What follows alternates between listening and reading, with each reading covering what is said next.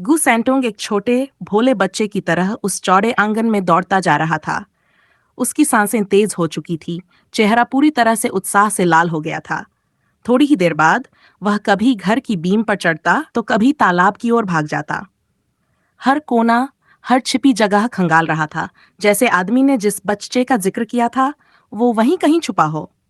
जुओ fan उसकी इस हरकत को देखता रहा और अंततः हल्के से मुस्कुराते हुए बोला, छोटा तीसरा बेटा, आदमी ने कहा था कि इस घर में कुछ उपहार है, पर भला बच्चा कहाँ से आ जाएगा?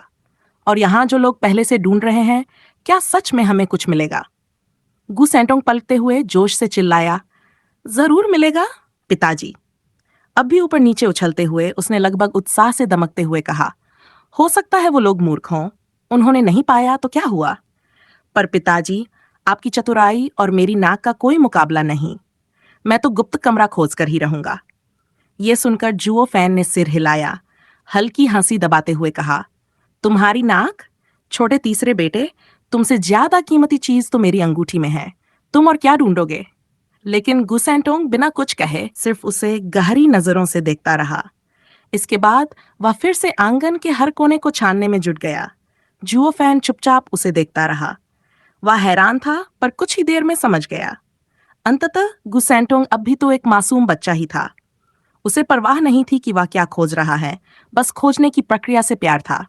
जियो सांजी, अचानक जुओ फैन ने गहरी आवाज में पुकारा। गुसेंटोंग ने चमकते हुए पलटकर देखा। इसे ढूंढो और जब मिल जाए तो मुझे भी दिखाना। मैं देखना चाहता हूं आखिर ये बच्चा किस तरह का है। गुसेंटोंग के चेहरे पर एक चमकदार मुस्कान आ गई। ठीक है पिताजी, मैं जरूर ढूंढ लूंगा। ये कहकर वह लाल परछाई की तरह एक बार फिर गायब हो गया। चूहो फैन ने मुस्कुराते हुए उसे जाते देखा। उसने राहत की सांस ली। लेकिन तभी, पिताजी, मैंने इसे ढूंढ लिया। गुसेंटों की तेज आवाज हवा में गूंजी। वाकई यहाँ एक बच्चा है। चूहो फैन स्तब्ध रह गया। क्या कहा? बच्चा?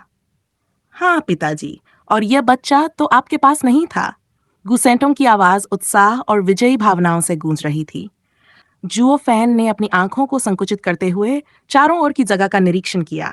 ये किराने का कमरा? यहां तो खजाने जैसी कोई चीज छिपी लग रही है। सिर्फ ये मूल मालिक का अजीब शौक है या कुछ और? उन्होंने गहरी सांस लेते हुए फूस के घर के दरवाजे को खोला। छोटी सांजी, तुम्हें कौन सी चीज मिली? वह हल्के से मुस्कुराते हुए कमरे के अंदर चला गया, लेकिन जैसे ही उसकी नजर सामने पड़ी, वह ठहर गया। कमरे में जमीन पर एक खूबसूरत जवान लड़की पड़ी थी। उसकी त्वचा चांदनी जैसी सफेद, आंखें बंद, चेहरा चोटों से पीला। उसके पास बैठा जियाओ संजी उत्साह में चीखा, पापा, बच्ची, औरत, हे। जुओ फैन का चेहरा अजीब हो गया। गाल पर हाथ रखते हुए उसने गुस्से में कहा, अरे ये सब क्या बकवास है? किस उम्र में बच्चों की तरह औरतों पर ध्यान देने लगे? जियाओ संजी ने शरारत भरे अंदाज में अपनी छोटी गर्दन अकड़ते हुए जवाब दिया, मैं बच्चा नहीं हूं, मैं 300 साल से ज्यादा पुराना हूं। जुओ फैन ने गहरी सांस ली। कुछ क्षण चुप रहने के बाद उसने गंभीरता से कहा, छोटे सांजी, तुम 300 साल के हो, पर यह औरत तुम्हारे किसी काम की नहीं है। ये तो साफ दिखता है। जियाओ संजी ने अपने भोलेपन और तर्क के साथ कहा, पापा, जब मैंने इसे देखा तो ये एकदम कमजोर लग रही थी। मुझे लगा कि ये वही डबल रिपेयर फर्नेस ट्राइपॉड होगी जिसे अभ्यास के लिए इस्तेमाल किया जाता है। इसलिए इसे बच्चा कहना गलत कैसे हुआ? जो फैन ने गुस्से में इसे बच्चा कह दिया क्योंकि ये ट्राइपॉड है। तुम्हें शर्म भी नहीं आती, बदमाश? जियाओ संजी ने मुंह फुलाते हुए बड़बड़ाया, लेकिन ये तो सच है, मैंने कुछ गलत नहीं किया।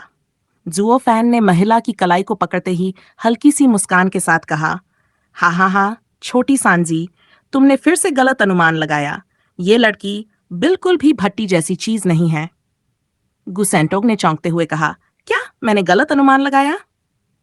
वह असमंजस में महिला की ओर देखता रहा। उसकी आंखों में अनिश्चितता झलक रही थी। जुओ फैन ने सिर हिलाते हुए गंभीरता से समझाया, सोचो, अगर ये मूल मालिक की भट्टी होती तो इसे ऐसे छोड़ा नहीं जाता। और वैसे भी वह गंभीर रूप से घायल है, कम से कम 1 महीने से। फिर जैसे ही जुओ फैन कुछ सोचने लगा, उसकी आंखों में एक चमक आ गई। वह अचानक बोल पड़ा, 1 महीने से ज्यादा? हाँ। फिर उसने लड़की को उठाया और ठंडे स्वर में कहा, छोटे सांजी, जाओ, मेरे लिए एक साफ कमरा तैयार करो, मुझे इसका इलाज करना है। गुसेंटोंग ने उसे घूरते हुए हंसते हुए कहा, ओह पिताजी, तो अब आप इलाज के बहाने। ठीक है, मैं माँ को बता दूंगा। जुओफैन ठिठक गया। उसके चेहरे पर गुस्से और शर्म का मिश्रण था। उसने चिल्लाकर कहा, तुम क्या बकवास कर रहे हो छोटा बदमाश, मैंने ऐसा कुछ नहीं किया। क्या तुम भूल गए हो कि 1 महीने पहले फेयुन शहर में क्या हुआ था? गुसेंटोंग सोच में पड़ गया और फिर अचानक चिल्लाया, फेयुन राजा की हवेली पर चोरी हुई थी। जुओ फैन की आंखों में गहराई थी।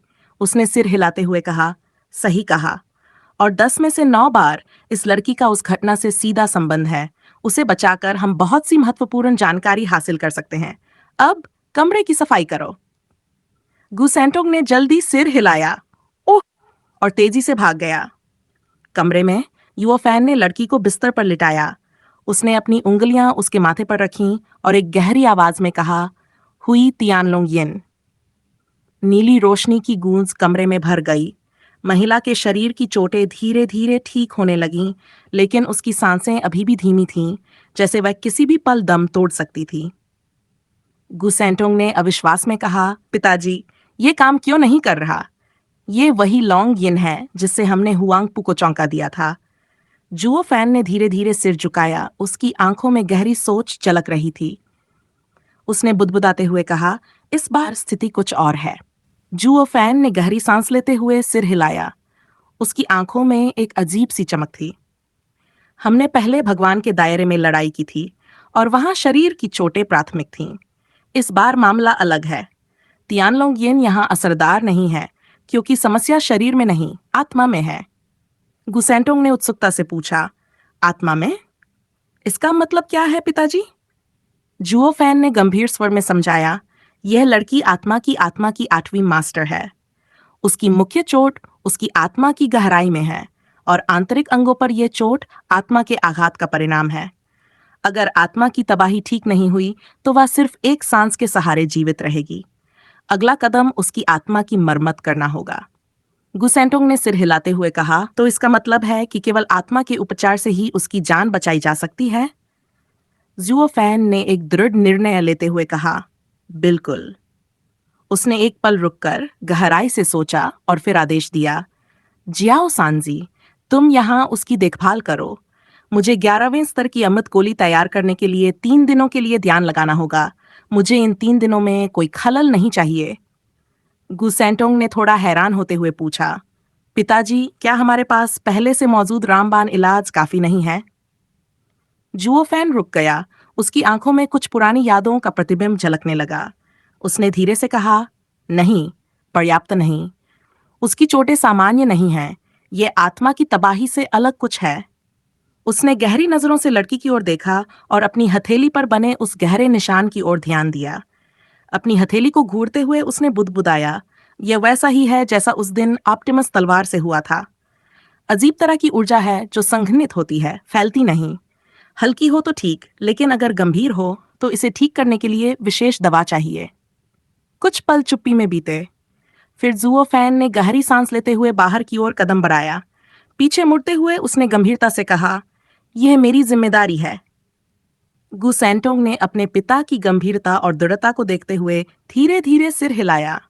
उसने खुद से कहा, पिताजी हमेशा कुछ बड़ा सोचते हैं। शायद इस बार भी उनके पास कोई गहरी योजना है।